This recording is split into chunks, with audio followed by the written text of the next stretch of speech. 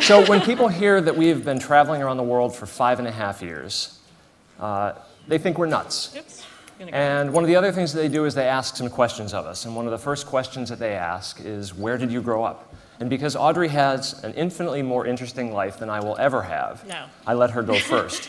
And she tells a story of growing up as a child of American diplomats in places like Sri Lanka and India, Cameroon, Gabon, Ivory Coast, Tanzania, and the whole thing is totally exotic. People are excited, and they turn to me with great expectations, and they say, so Dan, where did you grow up? And I say, Scranton, Pennsylvania. Precisely. Anyone from Scranton? No, all right, it's pretty quiet. Yeah, all right. As a child growing up in Scranton, Pennsylvania, I could have never imagined this and being with all of you today. And I could never have imagined having the privilege and the honor to travel to so many places around the world and to meet so many great people. My first trip outside of North America, I began a little bit late. I was 26 years old, and I'm going to date myself. That was actually 15 years ago. And I thought, well, I'm going to begin easy. I'm going to go to India for my first trip. So I went, and I got really sick multiple times. I contracted dengue fever. I nearly died. And I thought, wow, this travel thing is so totally cool. So I survived.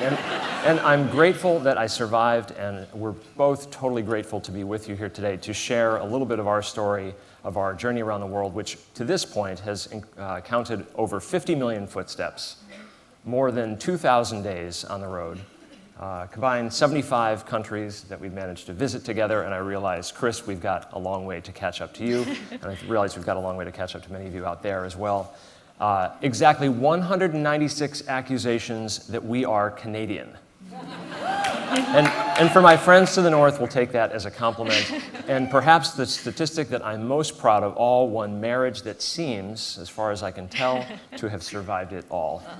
Conference is not yet over. Now you're supposed to say, it ain't over yet. Yeah. And I come back from that vacation, a very traditional holiday for 3 weeks, and I come back to work, and one of my colleagues says to me very seriously and very resentfully, you look too happy. Has anyone been in this situation? Yeah. I'll tell you. You kind of start thinking, no, this is not the place for me. So I'm thinking this is really not the place for me, and perhaps I should have taken a page out of Brené's playbook and just said, suck it. But instead of doing that, we stuck around, we worked a little while longer, and then year 4, something happened. Audrey and I both looked at one another and said, we're not learning the things that we wanted to learn, we're exhausting the opportunities from our jobs, we need to change. And that was basically the birthing of this idea, this journey that we're on now, and the idea of a trip around the world for 12 to 18 months, a creative sabbatical, where we could do creative things that we've never had an opportunity to do before, take photographs, to write, to tell stories, and to interact with people around the world. But this was not an easy decision to make. Nothing worth it in this world is an easy decision to make. I don't care what anyone says. And the circumstance that I'm brought back to was when Audrey and I were on the edge of our bed one night in Prague, and we had to make the decision. This was it. This was the moment. We both looked at one another and said, is this something that we really want to do? And are we going to leave this comfortable existence of ours and go out in the world and do this thing without any sort of guarantee, any sense of exactly where it's going? And what we did is we fast-forwarded in the future with our current lives and said, you know what? Good things can continue to happen here. We can roll in 5 years to 10 years to 15 to 20 years. But the one possibility that we did not want to realize was going down that path, 20 years, looking back and wondering what if. That's not something that we want for ourselves. And that's something continuously to this day we refer to as embracing regret avoidance. Okay, when I'm old and gray and can barely walk, am I going to regret not taking that trip? Am I going to regret not making that change? We just didn't want to be one of those people that said later, defer, until that later never came. The other thing that whole experience of sitting on the edge of the bed taught us was this, that bedrooms are for important decisions. Originally, we thought this was going to be a 12 or 18-month trip. Considering that we're almost into our 6th year, things kind of got out of hand. We miscalculated a bit. And as anyone knows, travel has a tendency to take on a life of its own. Life has a tendency to just go in ways that you couldn't have imagined. Life has a way of taking on a life of its own. You can quote me on that. And we knew that there was another story to be told there. We knew there were ordinary people. We knew that lives were going on, and we actually had probably a lot more in common with those people than we ever imagined. So one of our goals was to try and share the story of the people that we met and the places that we visited. And it's something that we call two-way storytelling. And to be quite honest, this is not something in our script.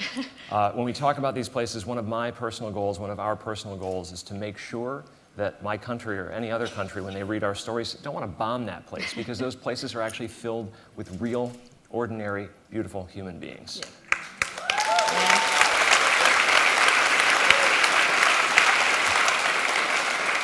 I'm glad you all clapped, not for me, but for that concept. So we're on our way out of the market, and I said, you know what, Aud, we've been looking for this bean soup, this bean dish, all over the Republic of Georgia, and it's been very difficult to find. And one of the reasons it's difficult to find is it is associated with sort of peasant food. But we really wanted to find it. People said it's a good tasting thing. And so we go back into the market. And with our broken Russian, and Audrey's is much better than mine, we approach these women here. The woman in the middle, her name is Layla, and those are her friends, and we say, we're looking for this bean dish called lobio. Do you think we might be able to find it? And I think the way that I said it in Russian was probably something like, bean dish me want, you have? To get on with the story. So we asked these women about this bean dish, and they say, yes, we have it. And the next thing we know, they go something like this. And then they clear off a couple of tables in the middle of this market, and they sit us down. And then 5 or 10 minutes later, lo and behold, dishes of lobio for us. But even more beautiful than that, one by one, all the vendors from this market, it's a pretty big market, come up to us. And so the cheese lady comes up and gives us some cheese. And the bread guy comes up and gives us some bread. And the vegetable man comes up and gives us some cucumbers and tomatoes. And then finally the honey guy comes up and gives us some honey. But the thing that I remember the most is there was a woman who is no younger than about 65 or 70 years old, and she's got this jug with some kind of clear liquid in it, looks totally toxic. Turns out that it's the Georgian version of fire water, something called cha-cha. She plunks it down. Hey, some cha-cha fans out there? She plunks it down, and she pours a couple of shots, and she points at me. She doesn't want anything to do with Audrey. She wants to tear me up. And we go shot for shot. Me and this 70-year-old woman in the middle of this market in Zubidi.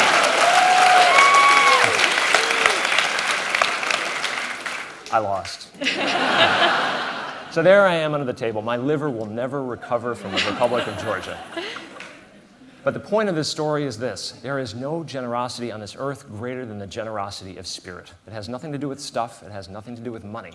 The women and the people in this market didn't have very much money at all. They were poor. Many of them were refugees. And all they wanted to do was give something of themselves, give something of their culture, and answer our question about the bean soup.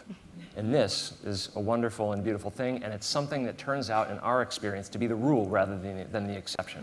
And what is the point of all this? When it comes to travel,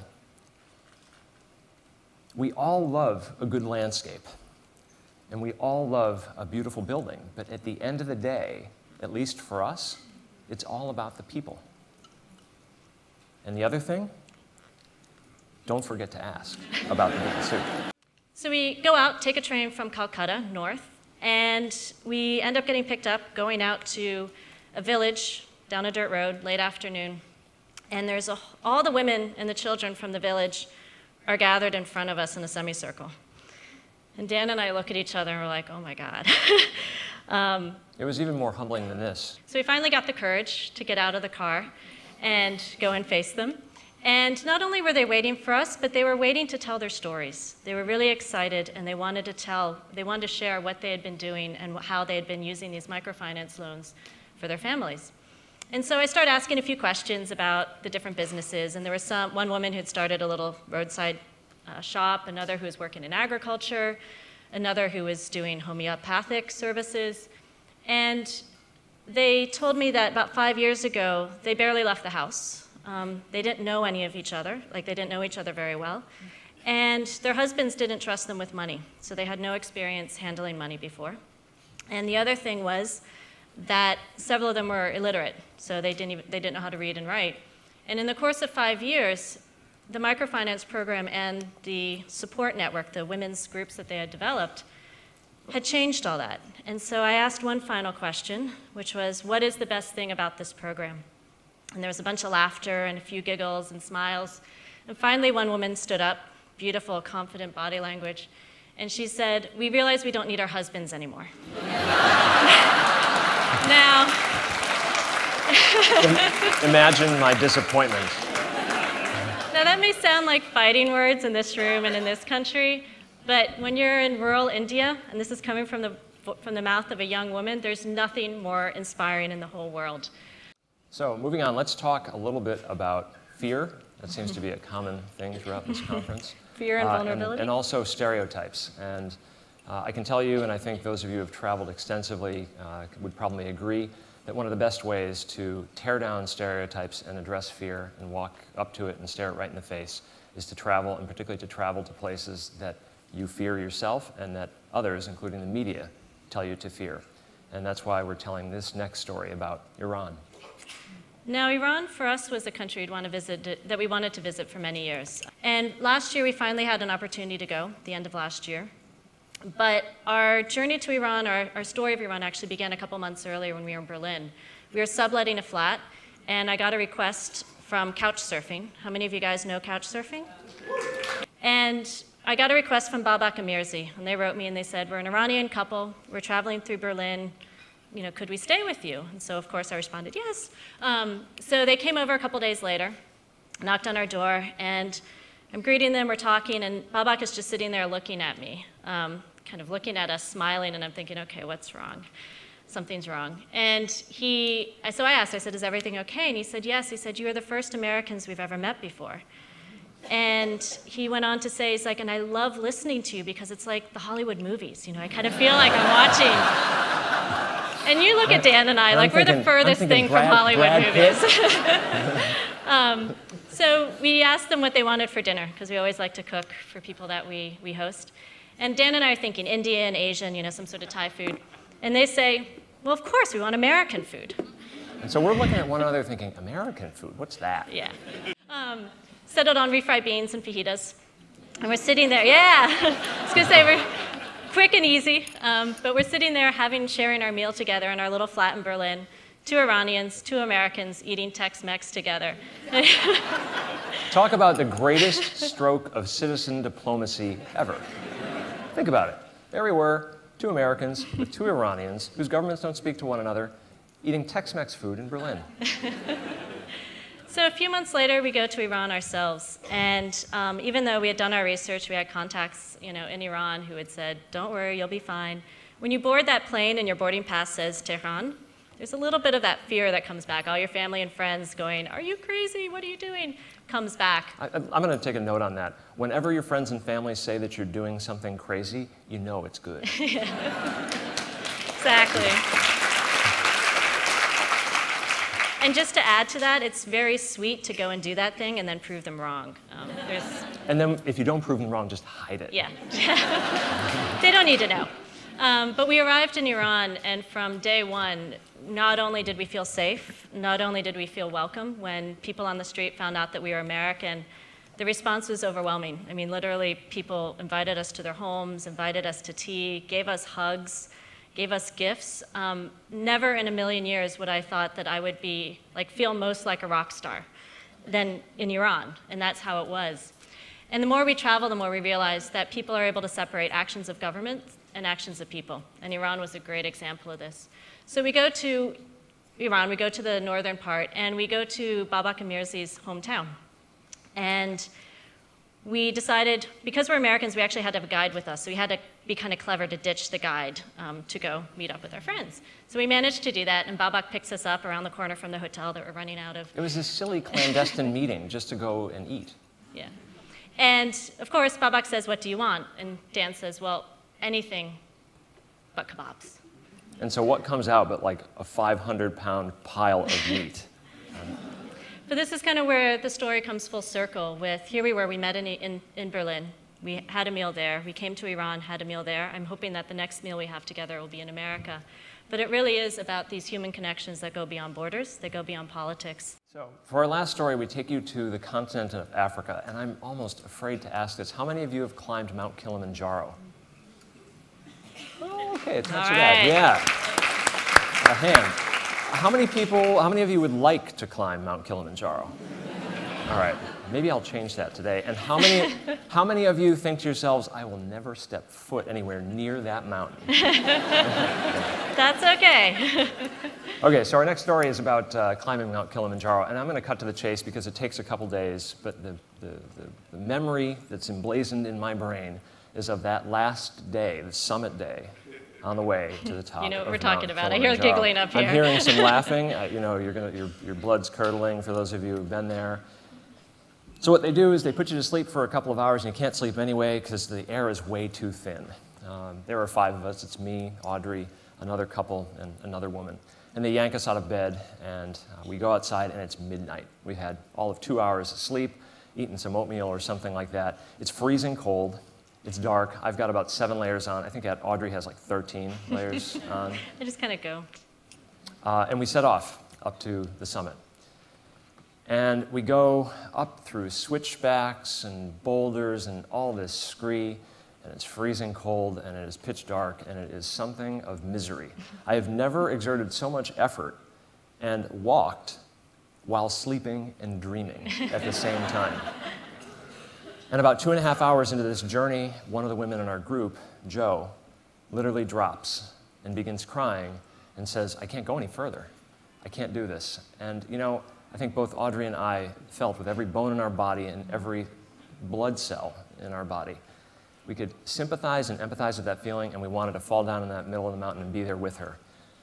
And we looked back and said, is there anything that we can do? And her guide, Jo's guide, and our guide said, no, you guys must go on. So Audrey and I continued with Maya, and we went again through another couple of hours, and there we were through all this scree and boulders. And I remember looking up, still pitch dark, maybe it's around 4 or 5 a.m., and there's just a string of headlamps all the way up into the sky to what seems like the moon. And I'm thinking, this is the most demoralizing thing I've ever done. And I realize, for those of you who haven't climbed, I'm not doing a very good job selling it, but maybe by the time we conclude, I will have.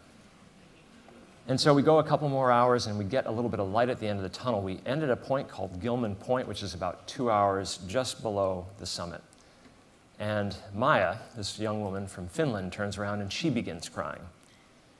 I'm thinking, oh, what is it now?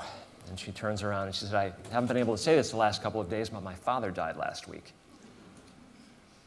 And she told the story of speaking to her mom over the phone, and she had this whole decision-making process of whether she was going to climb the mountain. And she decided, her mom urged her, that she would continue with her plans to climb Mount Kilimanjaro, and she would do it for her father in his honor.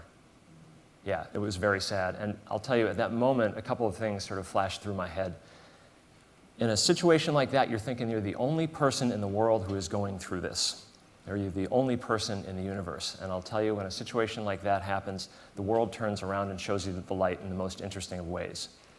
And the other thing that that situation taught me is it said, we are not alone. We will go through challenges, and we will go through very significant struggles, and they will be personal, they will be financial, they will be emotional, and they will be physical, but understand this. There are people in our midst who are going through the same thing, and if it's not, there are people halfway around the world who are sharing it with us. Take solace in this. And then ultimately, like Maya in that situation, the greatest measure of who we are is not how we stand up to when times are going well.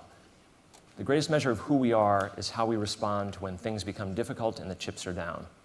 And so my head is going through all of this, and I'm thinking about Maya and the struggles that she's going through, and I look up, and she's smiling. And she says, I'm happy here. I think I'm going to stay here at Gilman Point. And she says, you know, what are you guys going to do? And I'm thinking, hell yeah, I'm getting to the top of that mountain. I came here with Audrey for one thing and one thing only, but I didn't say that. I said, I think we're going to go up there. And I turned to Maya as if to say, are you coming with me? And so not only did Maya continue, but she led the way. And in fact, Maya was at the top, Audrey was here, and then there's Dan sort of straggling behind. And it took us a couple more hours, an hour and a half, 2 hours, and we reached the top. And I cannot tell you, personal accomplishment is a beautiful thing. It felt terrific. I was so proud of myself. I was proud of my wife, Audrey, here, that we had made this and done this together. And I was so proud of Maya coming through all that she had to come through. And as we were sitting at the top of Mount Kilimanjaro, and we're laughing, and we're crying, and we're cheering, and we're going through all of this, 5 minutes later, we look back, and lo and behold, there is Jo and Damien, the ones who had collapsed in the middle of the mountain just a few hours earlier.